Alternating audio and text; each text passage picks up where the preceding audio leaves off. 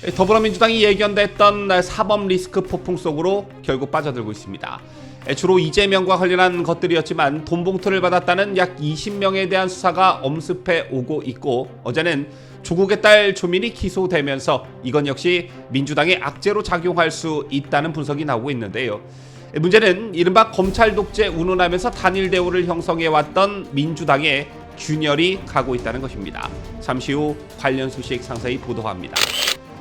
김은경 혁신안을 놓고 오늘 더불어민주당 최고위원회의에서 비명 친명 최고위원들이 정면 충돌하는가 하면, 비명 친명 의원들이 각각 집단 행동에 나서면서 민주당의 계파 갈등이 전면전으로 치닫고 있습니다. 심리적 분당 상황이 아닌 실질적 분당 상황이라는 말도 나오고 있습니다. 공무원 교육을 전담하는 인사혁신처 산하 국가공무원 인재개발원이 윤석열 정부의 국정철학 및 근현대사에 대한 역사관을 공직사회에 전파하기 위한 교육과정 운영에 착수했습니다. 야당과 시민단체의 반발이 적지 않을 것이란 전망도 나오는데, 윤석열 정부가 어떤 이유 때문에 공무원들에 대한 정신교육에 나섰는지 잠시 후 보도합니다. 오는 2학기부터 전국 초중고교에서 교사가 학생의 휴대전화를 검사 압수할 수 있는 법적 근거가 마련됩니다. 교육부가 이달 발표할 교원의 학생생활 지도에 관한 고시에서 이러한 내용의 교권보호 방안이 담길 것으로 보여지는데요. 이에 따라 이것과 배치되는 학생인권 조례는 개정이 불가피할 것으로 예상됩니다. 이상의 소식을 가지고 저는 잠시 후 다시 찾아오겠습니다.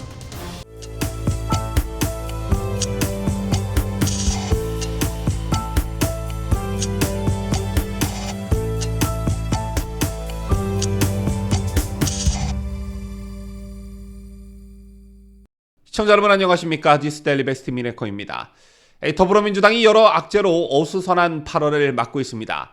김은경 혁신위원장의 노인 폄하 설화, 그리고 윤관석 의원이 구속된 전당대회 돈봉투 의혹 사건 이슈가 겹쳤고요. 곧바로 검찰의 백현동 쌍방울 수사로 이재명 대표 사법 리스크도 또 한 번의 고비를 맞게 됐습니다. 결과적으로 현재 민주당이 복합적 위기에 봉착해 있다는 것인데요. 이런 복합적 위기에 처한 민주당의 현 상황을 보면 크게 두 가지 위기가 있습니다. 우선 첫째가 앞서 말씀드린 사법 리스크이고, 또 다른 하나는 심리적 분당을 뛰어넘는 심각한 계파 갈등 문제입니다. 자, 먼저 사법 리스크를 보면 민주당이 그야말로 사법 리스크 폭풍 속으로 빠져들고 있지요. 검찰이 이재명을 백현동 인허가 특혜 비리 의혹으로 소환 통보하면서 사실상 영장 청구 수순 밟기에 들어갔지요. 이 사건은 워낙 잘 알려져 있고 저도 지난 방송에서 여러 차례 설명을 해드렸지만, 이 백현동 사건만큼 똑 떨어지는 사건은 없다라는 게 대체적인 법조계의 시각입니다. 이런 가운데 쌍방울 불법 대북 송금 의혹 수사도 이재명과 민주당의 먹구름을 들이우고 있습니다. 현재 이 사건은 수원지검이 수사를 하고 있는데요. 복수 언론에 따르면 수원지검 역시 조만간 이재명을 불러 조사하겠다는 입장으로 알려졌습니다. 또한 이 사건과 관련해서는 이화영 전 경기도 평화부지사가 오는 22일 재판에서 이재명의 대북 송금 관여 여부를 가릴 핵심 진술을 할지가 초미의 관심사로 대두되고 있는데요. 두 차례 파행 끝에 재개되는 22일 재판에서 이화영이 이재명 당시 경기지사에게 쌍방울 그룹과 관련된 내용이 보고됐다는 취지의 진술을 할 경우 이재명의 사법 처리 가능성은 한층 높아집니다. 따라서 수원지검은 오는 20일 이화영 재판 이후에 이재명에게 소환 조사를 통보할 것으로 보여집니다. 자, 이런 상황에서 무엇보다 관심이 가는 건 역시 이재명에 대한 구속영장 청구일 텐데요. 현재 야권의 시각을 보면 검찰이 민주당 내 친명계와 비명계의 내용을 가속화하기 위해 이재명에 대한 구속영장을 국회 개회기간에 청구할 것으로 보고 있습니다. 국회 회기 중 국회의원에 대한 구속영장을 청구하려면 먼저 국회에서 체포동의안이 가결돼야 하는데, 해당 체포동의안 처리를 놓고 친명계와 비명계가 갈등을 일으킬 가능성이 있기 때문인데요. 이미 지난달 민주당 비명계를 중심으로 한 31명이 불체포 특권을 포기한다는 선언을 한 바 있죠. 따라서 체포동의안 가결 가능성이 높은 상황에서 만약 이재명에 대한 체포동의안이 실제 가결된다면 민주당의 계파 갈등은 그야말로 폭발할 가능성이 매우 높습니다. 개딸들의 비명계에 대한 파상 공격이 이어질 게 뻔하고 예전처럼 친명과 개딸들의 전방위적인 공세에 당하고만은 있지 않겠다는 비명의 결의 분위기가 읽혀지고 있기 때문에 그야말로 민주당의 계파 갈등이 최고조로 치닫을 게 불보듯 뻔한 상황이라는 것이지요. 또한 윤관석이 구속됨으로써 돈을 받았다는 약 20여 명의 현직 의원들에 대한 검찰의 소환도 곧 시작될 듯하고요. 민주당 소속 인사는 아니지만 그렇다고 뭐 아니라고도 할 수 없는 조국 전 장관의 딸 조민이 불구속 기소당하면서 이것도 역시 민주당의 악재로 작용할 수 있다는 분석이 나오고 있습니다. 조국의 강을 제대로 건너지도 못한 상황에서 조민의 강까지 건너야 하는 그런 상황에 봉착했다. 그리고 국민들로 하여금 다시 조국 사태가 소환되고 있기 때문에 이것도 역시 악재라고 볼 수 있는 것입니다. 여기에 설상가상으로 이재명의 배우자인 김혜경 씨와 관련한 법인카드 유용 의혹과 관련해 공직선거법 위반 혐의로 불구속 기소된 전 경기도청 5급 별정직 공무원 배소연 씨가 1심에서 징역 10개월에 집행유예 2년을 선고받았죠. 고작 집행유예라는 비판이 일고 있긴 하지만 아직 본격적으로 김혜경에 대한 사법 처리가 시작도 안 됐다라는 점에 비춰봤을 때 이게 그 시발점이 될 것이란 전망도 있는 상황입니다. 이렇게 보면 이재명 또는 민주당에 대한 사법 리스크가 절정에 달하고 있고 그야말로 복합적 위기에 봉착해 있다 이렇게 볼 수 있는 것인데요. 여기에 민주당을 더 혼란에 빠뜨리고 있는 게 있죠. 바로 김은경 혁신위가 쏘아올린 계파 갈등이 본질적으로 시작됐다, 본격적으로 시작됐다라는 점입니다. 이미 알려진 대로 더불어민주당 혁신위원회는 대의원제 개편과 선출직 공직자 현역평가 기준 변경 등이 담긴 혁신안을 내놓고 활동을 마감했습니다. 특히 친 이재명계와 이재명 대표 지지층이 주장해온 대의원제 폐지에 손을 들어주면서 차기 당권 선거에 개딸 등 강성 팬덤의 입김을 강화할 수 있게 했고 이것에 비명계가 강하게 반발하고 나서는 것인데요. 저기 상대적으로 3선 이상의 다선이 많은 비명계를 겨냥해 사실상 3선 이상 중진 의원들의 용태를 압박하면서 반발이 더 거세지고 있습니다. 급기야 오늘 친명 비명이 각각 집단 행동에 나서기도 했는데요.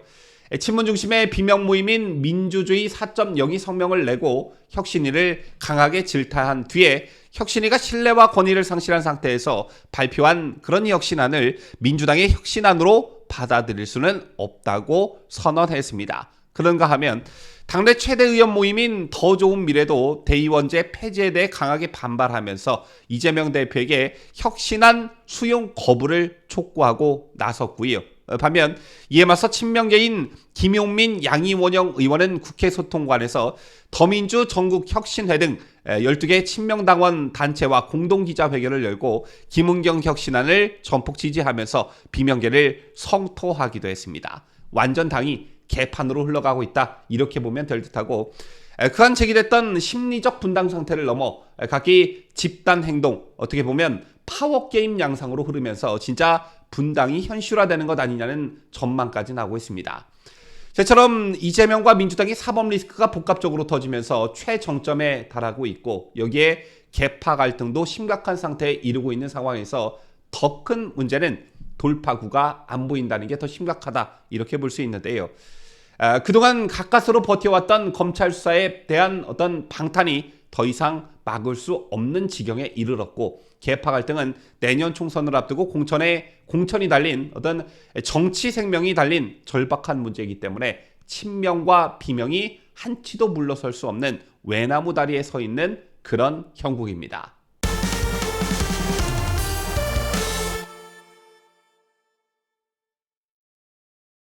자, 다음 소식입니다. 인사혁신처 산하 국가공무원 인재개발원 여러분께서도 한 번쯤 들어보셨을 텐데요. 이곳은 공무원들에 대한 교육을 전담하는 기관입니다. 그런데 최근 이 국가공무원 인재개발원이 사실상 공무원들에 대한 정신교육에 나섰다는 소식이 오늘 있었습니다.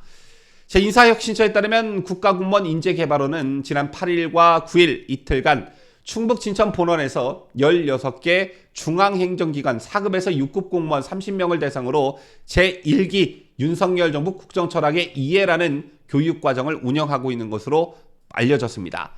교육시간은 이틀간 총 14시간이라고 하는데요. 국가공무원 인재개발원은 매 정부 때마다 공무원들에게 국정철학과 관련한 교육과정을 진행하고 있습니다. 이명박 박근혜 정부뿐 아니라 문재인 정부 때도 공무원들을 대상으로 국정철학 관련 강의가 진행이 됐는데, 하지만 윤석열 정부 들어 진행되는 공무원들에 대한 교육과정에서 눈에 띄는 게 바로 근현대사를 가르치는 역사관이 포함됐다는 것입니다. 1948년 대한민국 정부 수립을 비롯해 올바른 역사관을 공무원들에게 제대로 교육하겠다는 계획인 것으로 알려졌는데, 공무원들을 대상으로 한 공무원 인재개발원 교육과정에 역사관 관련 내용이 포함된 건 사실상 이번이 처음입니다. 특히 근현대사에 대한 역사 교육이 진행되는 것도 매우 이례적이라고 할 수 있는데요. 지금까지 중앙과 지방 공무원들을 대상으로 한 역사 교육은 대부분 일본군 위안부 문제, 중국 동북공정에 대한 정부 인식과 대응책 등에 국한됐기 때문입니다.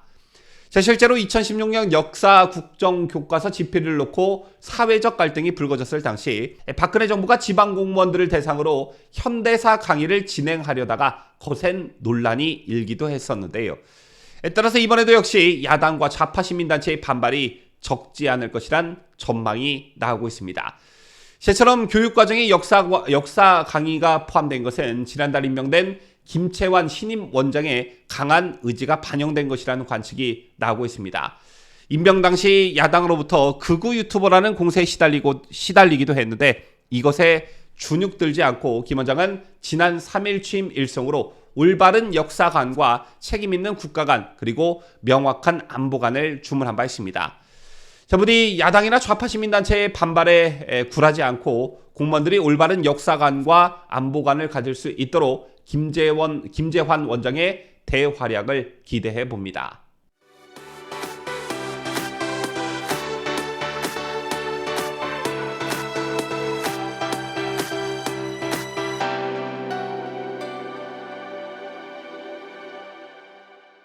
자, 마지막 소식입니다. 개인적으로 제가 많이 기다렸던 소식인데요. 오는 2학기부터 전국 초중고교에서 교사가 학생의 휴대전화를 검사 압수할 수 있는 법적 근거가 마련된다는 소식입니다. 아마 이 소식을 들으신 대다수의 여러분께서도 굉장히 환영할 만한 소식이다, 이런 평가가 나올 듯한데요. 교육부는 윤석열 대통령 지시에 따라 교원 학생 생활 지도에 구체적인 범위와 방식 등에 관한 기준을 담은 고시를 제정해 2학기부터 시행할 방침에 있습니다. 여기에는 학생의 휴대전화 소지 및 사용이 다른 학생 및 교원의 교육 활동을 저해한다고 판단해 주의를 주었음에도 이에 불응할 경우 검사와 압수를 할 수 있다라는 내용이 담기게 되는데요.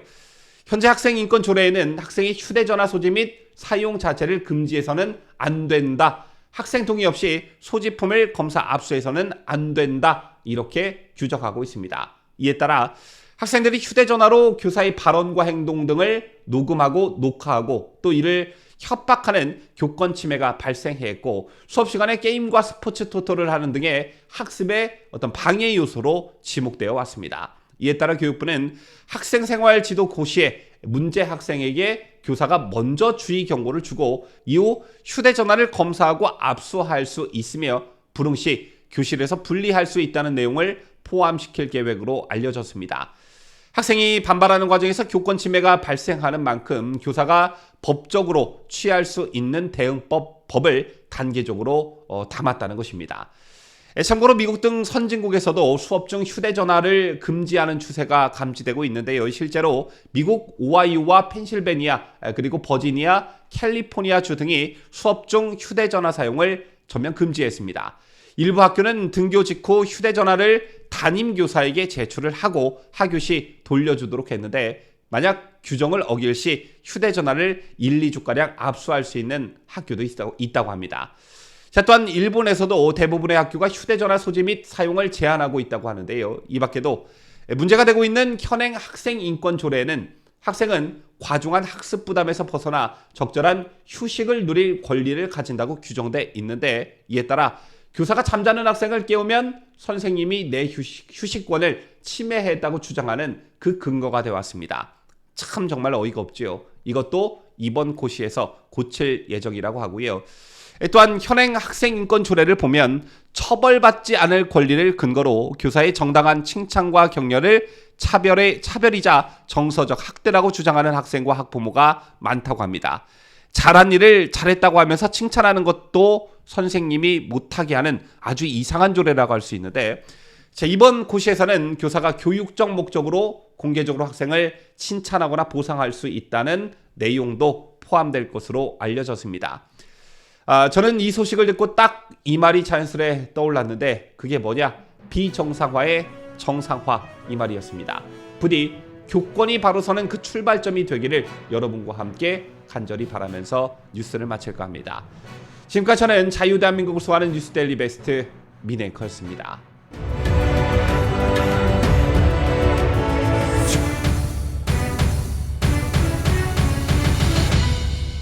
함께해요.